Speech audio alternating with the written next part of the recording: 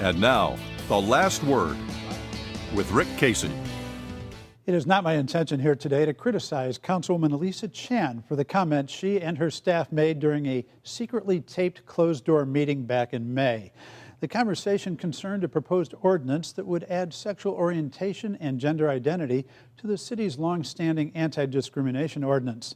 Chan has received plenty of criticism locally and nationally for those comments.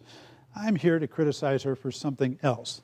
I'm here to criticize her for the quality of the team she hired and for her appalling lack of skill at running a productive meeting. At a press conference Tuesday, Chan referred to the session in her office as a brainstorming session.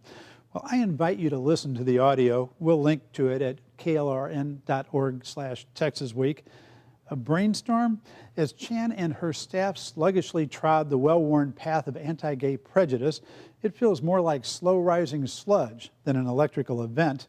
I've been in Irish pubs at closing time that featured more logical, disciplined conversations.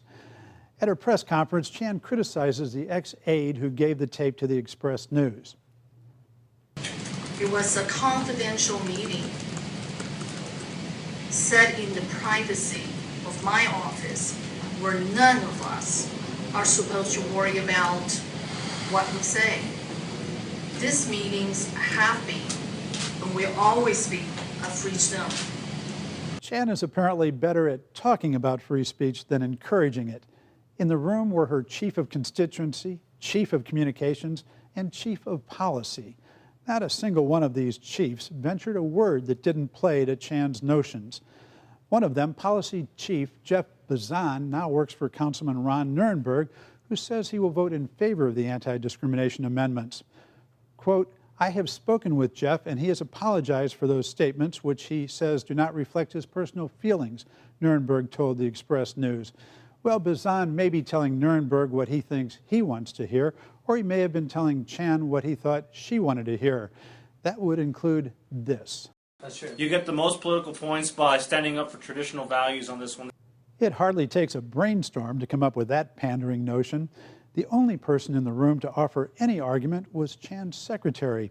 Here's a brief excerpt from her resistance to the notion that the anti-discrimination policy would be another step on the slippery slope to legalizing incest, bestiality, and pedophilia. The road that we're going, Jackie, incest and being able to marry animals, that's all going to happen. No.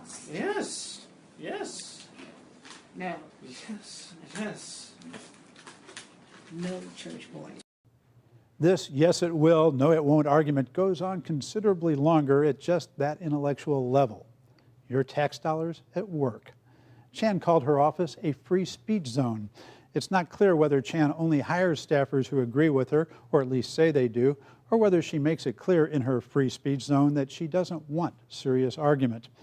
At her press conference, for which her staff recruited a crowd of supporters, Chan read from a prepared statement. I stand strong in my First Amendment right to freedom of speech and our right to privacy. As an immigrant, I consider this the greatest privilege of being a U.S. citizen. It's a common play the martyr tactic. Suggests that people who are appalled by your utterings are violating your rights by trying to shut you up. But here's a history question for Councilwoman Chan. When the Founding Fathers, having thrown off the yoke of British tyranny, wrote the First Amendment, do you think it was mainly to protect the speech rights of government officials or of the citizens who seek to criticize them? And that's it for Texas Week. See you next time.